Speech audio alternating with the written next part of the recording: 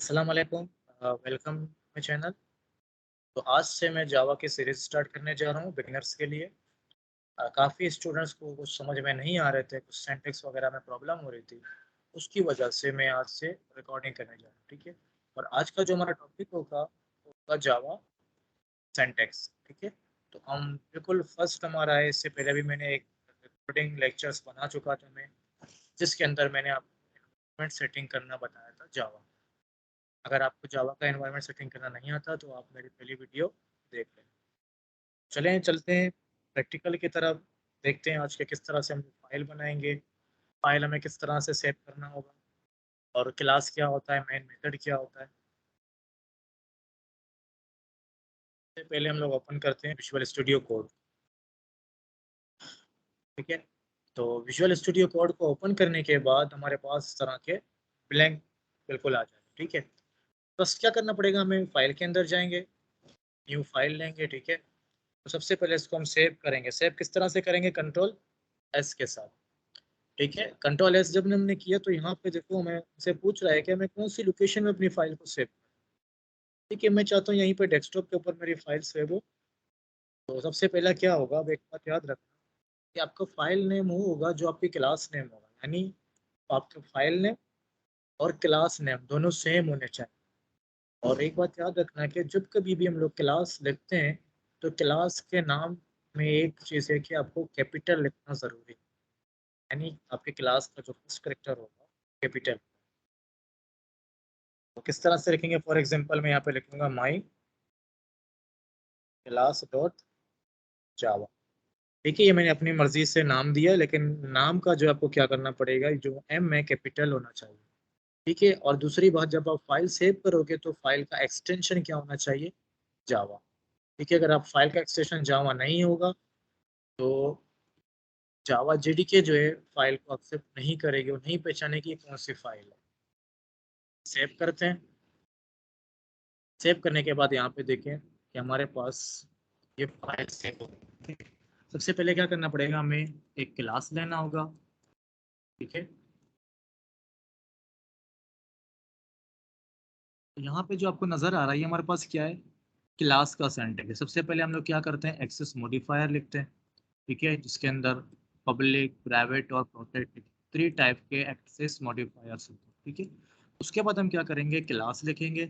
Class के बाद हम अपनी मर्जी से कोई भी नाम दे सकते हैं, लेकिन जैसे मैंने कहा कि आपका जो फर्स्ट करेक्टर होगा वो कैपिटल होना चाहिए। और उसके बाद जो आपकी फाइल नेम होगी वो भी क्या होना चाहिए, बिल्कुल क्लास नेम के जरिए। जैसे आप लोग यहाँ पे देख सकते हो, ये मेरा क्लास नाम है और ये हमारे पास क्या है, फाइल नेम, ठीक है? तो दोनों बिल्कुल सेम होने चाहिए। हमारे पास क्या है, main method public static void, हमारे पास एक आर्ग्यूमेंट आता है स्ट्रिंग का। अच्छा, फॉर एग्जांपल स्ट्रिंग के बाद आप कुछ भी लिख सकते हो, अपना नाम भी लिख सकते हो, जो कुछ भी लिखना है पैरामीटर में आप लिख सकते हो, उसमें कोई परेशानी की बात नहीं। अच्छा, आप बात करते हैं कि बेसिकली मेन मेथड होता क्या है। अब देखिए, जब भी कभी हम प्रोजेक्ट बनाते हैं जावा के अंदर, तो हम क्या करते हैं, पैकेज लेते हैं, ठीक है? तो उस पूरे पैकेज के अंदर हम क्या करते हैं, मल्टीपल क्लासेस लेंगे। यानी फॉर एग्जांपल एक प्रोजेक्ट के अंदर हमें 100 क्लासेस भी लेनी होती हैं, 1000 भी, समटाइम ऐसा अगर कोई बड़ा प्रोजेक्ट बना रहे हैं 1000 भी ले सकते हैं, 5 भी ले सकते हैं, डिपेंड करता है प्रोजेक्ट के ऊपर, ठीक है? तो एक बात याद रखना कि जिस क्लास के अंदर आपका मेन मेथड होगा, तो क्लास आपका मेन क्लास होगा, यानी कि जब आप अपने प्रोजेक्ट को एग्जीक्यूट करोगे तो कौन सा क्लास एग्जीक्यूट होगा, वो क्लास एग्जीक्यूट होगा जिस क्लास के अंदर आपका मेन मेथड।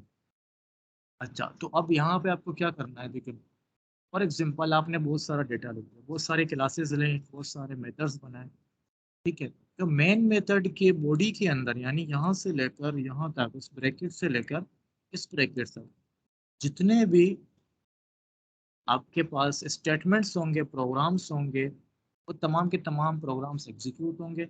उसके अलावा और कोई भी प्रोग्राम एग्जीक्यूट नहीं होगा, यानी जो प्रोग्राम आपके मेन मेथड के अंदर नहीं है वो एग्जीक्यूट नहीं होगा, उसका कोई रिजल्ट नहीं आएगा।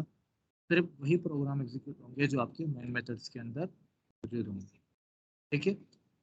अच्छा, अब मैं क्या करता हूँ कि फॉर एग्जांपल मैं कोई एक मैसेज प्रिंट करवाना चाह रहा हूँ जिसे हम लोग पास प्रोग्राम अपना देते हैं।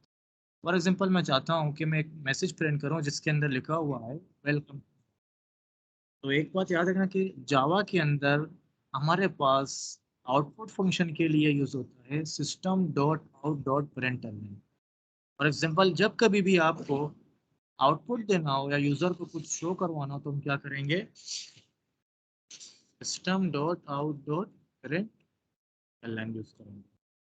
ठीक है, ये हमारे पास आउटपुट फंक्शन है। अच्छा, अब मैंने यहाँ पे डबल कोटेशन किस लिए दिया, क्योंकि मैं स्ट्रिंग लिख रहा हूँ और स्ट्रिंग को हमेशा हम क्या करते हैं, डबल। ठीक है, तो यहाँ पे मैं लिखता हूँ वेलकम टू जावा। अब हम इसको एग्जीक्यूट करके देखते हैं। तो सेव किया फाइल को, यहाँ पे प्ले का जो बटन है इसको क्लिक करेंगे, हमारा प्रोग्राम एग्जीक्यूट होगा। जैसे ही प्रोग्राम एग्जीक्यूट होगा तो नीचे हमारे पास यहाँ पे देखो वेलकम टू जावा। तो ये आपका फर्स्ट प्रोग्राम था, आप लोग उस प्रोग्राम रन करके एग्जीक्यूट करके देखें। और भी वीडियोस आप लोगों के लिए बनाऊंगा। शर्त ये है कि आप लोगों को वीडियोस देखें देखनी है और जो टास्क मैं आप लोगों को दूंगा वो आपको परफॉर्म करना है।